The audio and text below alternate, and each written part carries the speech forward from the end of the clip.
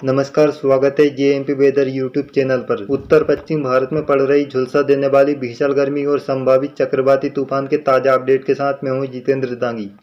दोस्तों, वीडियो में अंत तक बने रहे और चैनल को सब्सक्राइब कर दें, क्योंकि जहां पर ऐसे ही मौसम की ताज़ा जानकारी रोजाना इस चैनल के माध्यम से आप तक पहुंचती रहती है। और वीडियो को लाइक करना न भूलें। जैसा कि दोस्तों, मई महीने की शुरुआत से ही अनुमान था कि बंगाल की खाड़ी में इस साल चक्रवाती तूफान बनेगा। वैसे स्थिति कई मॉडल के अनुसार बनती दिखाई दे रही थी। जैसा कि जीएफएस मॉडल के अनुसार एक दिन पहले चक्रवाती तूफान के पश्चिमी मध्य बंगाल की खाड़ी में बनते हुए आंध्र प्रदेश को पार करते हुए विदर्भ, महाराष्ट्र, मध्य प्रदेश, छत्तीसगढ़ तक पहुंचने का पूर्वानुमान था। वहीं एक दिन पहले ही CMWF मॉडल के पूर्वानुमान में भी बदलाव देखने को मिला था। इसके मध्य बंगाल की खाड़ी में बनते हुए उड़ीसा को प्रभावित करने का अनुमान था, लेकिन बीते 24 घंटे के दौरान ज़्यादातर मॉडल के पूर्वानुमान में बदलाव देखने को मिला है। इसके मध्य पूर्वी बंगाल की खाड़ी में बनने की संभावना बढ़ गई है। जानेंगे इस वीडियो में ये चक्रवाती तूफान बनेगा या डिप्रेशन, और किस दिशा में आगे बढ़ेगा, कौन कौन से राज्य को प्रभावित कर सकता है, इसके बारे में विस्तार से जानेंगे। इससे पहले बात करते हैं देश में पड़ रही झुलसा देने वाली भीषण गर्मी के बारे में। इस समय देश के कई राज्यों में आसमान से आग बरस रही है। अधिकतम तापमान 48 डिग्री सेल्सियस से ऊपर पहुंच चुका है। दिन की दोपहरी में बाहर निकलना मुश्किल हो चुका है। आने वाले कई दिनों तक भीषण गर्मी से राहत मिलने की बिल्कुल भी संभावना नहीं है। बीते 24 घंटे के दौरान 19 मई को अधिकतम तापमान की बात की जाए तो राजस्थान के उत्तर पूर्वी क्षेत्र अलवर, दौसा, भरतपुर, जयपुर, करौली, धौलपुर, पश्चिमी उत्तर प्रदेश के आगरा, मथुरा, उत्तरी मध्य प्रदेश के मुरैना, ग्वालियर में अधिकतम तापमान 46 से लेकर 48 डिग्री सेल्सियस दर्ज किया गया है। वहीं राजस्थान के ज्यादातर भाग, गुजरात के कुछ क्षेत्र, मध्य प्रदेश के उत्तर पश्चिम भाग, पश्चिमी उत्तर प्रदेश के दक्षिणी क्षेत्र, हरियाणा, दिल्ली में अधिकतम तापमान 44 से लेकर 46 डिग्री सेल्सियस के बीच दर्ज किया गया है। जैसा कि 22 मई से बंगाल की खाड़ी में मजबूत सिस्टम बनेगा। जब भी कोई बड़ा या मजबूत सिस्टम बनता है तो उस समय देश में बने साइक्लोनिक सर्कुलेशन त्रिकोणी का पश्चिमी विक्षोभ कमजोर पड़ने लगते हैं, क्योंकि मजबूत सिस्टम चारों तरफ से हवाओं को खींचता है। इससे नमी और बादल उसकी तरफ इकट्ठे होने लगते हैं। देश में नमी और बादल कम होने से प्री मानसून गतिविधियां कमजोर पड़ती है। ऐसी स्थिति आने वाले सप्ताह के दौरान देखने को मिलेगी। इससे उत्तर पश्चिम भारत के साथ ही मध्य भारत में लगातार तापमान बढ़ेगा और कई स्थानों पर या कई शहरों में अधिकतम तापमान 50 डिग्री सेल्सियस को पार कर सकता है। ऐसे में वहां पर सावधानी बरतनी चाहिए। आइए जानते हैं वे कौन कौन से राज्य होंगे जहां पर तापमान 48 से 50 डिग्री सेल्सियस तक पहुंच सकता है।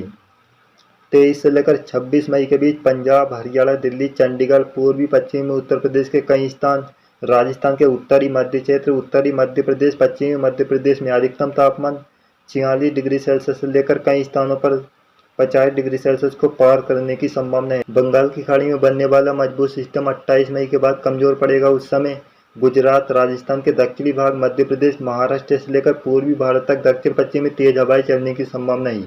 दक्षिणी राजस्थान, पश्चिमी मध्य प्रदेश, गुजरात, सौराष्ट्र, कच्छ में और कोंकण, गोवा में हवा की रफ्तार 50 से लेकर 70 किलोमीटर प्रति घंटे तक हो सकती है। इसके चलते तापमान में भारी गिरावट देखने को मिलेगी। इन राज्यों में अधिकतम तापमान 40 डिग्री सेल्सियस से नीचे पहुंच सकता है, जबकि उत्तर भारत में मई महीने के आखिर तक अधिकतम तापमान 45 डिग्री सेल्सियस से ऊपर बने रहने की संभावना है। वीडियो में बढ़ते हैं आगे। अब जानते हैं इस समय बने वेदर सिस्टम और आने वाले दिनों में बंगाल की खाड़ी में बनने वाले चक्रवात के बारे में। इस समय बने वेदर सिस्टम की बात की जाए तो कमजोर पश्चिमी विक्षोभ पाकिस्तान के उत्तरी भाग पर देखा जा सकता है। इसके चलते पश्चिमी राजस्थान पर साइक्लोनिक सर्कुलेशन है। वहीं पूर्वी उत्तर प्रदेश, बिहार के दक्षिण पश्चिम भाग के आसपास भी साइक्लोनिक सर्कुलेशन है। एक उत्तरी दक्षिणी तरफ कर्नाटक से लेकर मध्य प्रदेश तक बनी हुई है। वहीं केरल से लगे अरब सागर के पूर्वी दक्षिण पूर्वी क्षेत्र में साइक्लोनिक सर्कुलेशन बना हुआ है। इसके अलावा अरब सागर के उत्तर पश्चिम भाग पर एंटी साइक्लोन है। वहीं एक पूर्वी पश्चिमी तरफ तमिलनाडु से लेकर बंगाल की खाड़ी के मध्य दक्षिण पश्चिमी क्षेत्र में बने साइक्लोनिक सर्कुलेशन तक बनी हुई है। जैसा कि इस समय बंगाल की खाड़ी के मध्य पश्चिमी या दक्षिण पश्चिम भाग के आसपास साइक्लोनिक सर्कुलेशन है, जे पूर्वी या उत्तर पूर्वी दिशा में आगे बढ़ते हुए बंगाल की खाड़ी के दक्षिण पूर्वी मध्य क्षेत्र के आसपास 22 मई को लो प्रेशर एरिया सिस्टम बनने की संभावना है। यही सिस्टम मजबूत होते हुए डिप्रेशन या डिप डिप्रेशन बनने की संभावना है, लेकिन अभी भी मौसम विभाग के अनुसार इसके चक्रवाती तूफान बनने की संभावना बहुत कम है। दोस्तों, बंगाल की खाड़ी के दक्षिण पूर्वी या दक्षिण पश्चिमी क्षेत्र में चक्रवाती तूफान बनने के लिए समुद्र सतह का तापमान अनुकूल है, क्योंकि 28 डिग्री सेल्सियस या 27 डिग्री सेल्सियस से ऊपर का तापमान चक्रवाती तूफान बनने के लिए अनुकूल माना जाता है। इसके अलावा एमजीओ फेज 2 और 3 के बीच मजबूत स्थिति में बना हुआ है।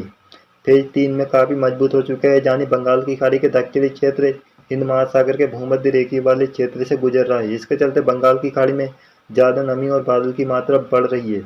यही कारण है कि जहाँ पर मजबूत सिस्टम बनने की संभावना है, ये फेज 4 और 5 में पहुँचने के बाद फिर से कमजोर पड़ेगा।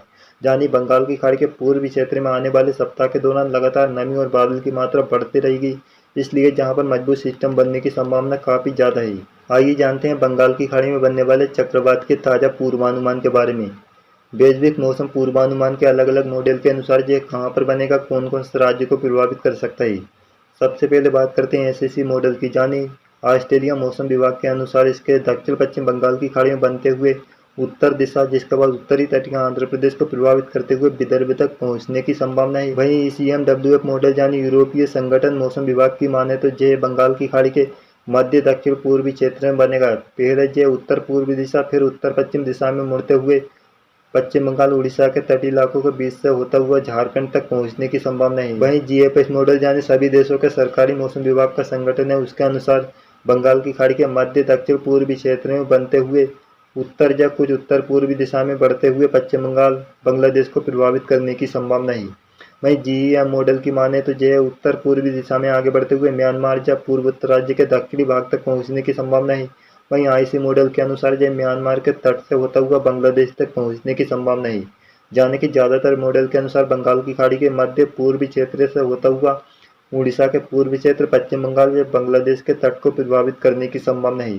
कुछ मॉडल के अनुसार पूर्वोत्तर राज्य के दक्षिणी क्षेत्र, मिजोरम, त्रिपुरा, म्यांमार के उत्तरी तटीय इलाकों को प्रभावित करने की संभावना है। दोस्तों, सभी वैश्विक मौसम पूर्वानुमान एजेंसियों के अनुसार यह चक्रवाती तूफान बनेगा या नहीं, आइए जानते हैं।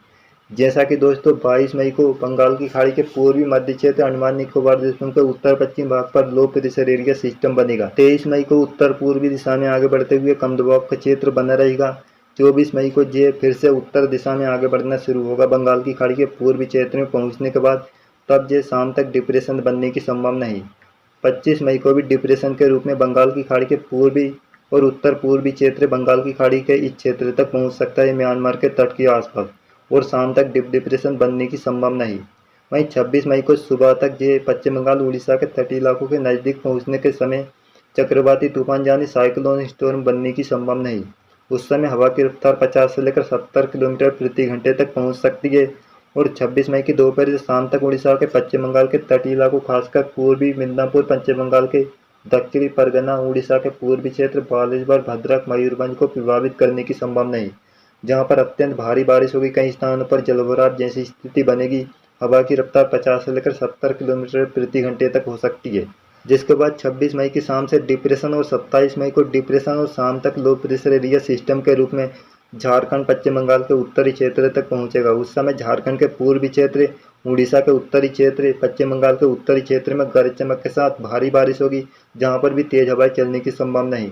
वहीं 29 मई और 28 मई के आसपास बिहार, पूर्वी उत्तर प्रदेश में भी गरज चमक के साथ तेज बारिश होगी, जिसका प्रभाव उत्तरी छत्तीसगढ़, मध्य प्रदेश के उत्तर पूर्वी क्षेत्र तक हल्की से मध्यम बारिश और तेज हवा के रूप में देखने को मिलेगा। पूर्व उत्तर राज्य में भी 29 से लेकर 31 मई के बीच काफ़ी भारी बारिश होने की संभावना है। दोस्तों, यह था झुलसा देने वाली भीषण गर्मी और संभावित चक्रवाती तूफान का ताज़ा अपडेट।